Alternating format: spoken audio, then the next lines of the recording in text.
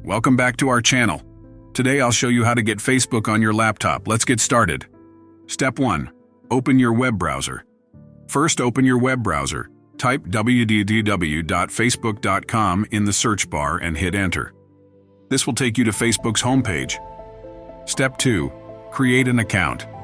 If you already have an account, skip to the next step. If not, enter your details to sign up. Name, email, password, and date of birth. Accept the terms and click Sign Up. Now you're on your Facebook homepage. Step 3. Create a Facebook shortcut.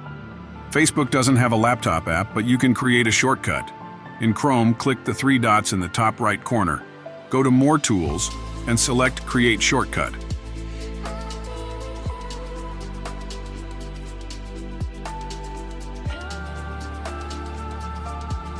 Name it Facebook and click Create. This creates a quick access icon on your desktop. With Facebook set up, you can now stay connected with friends and family, share updates, and join groups. Check your notifications regularly to stay updated.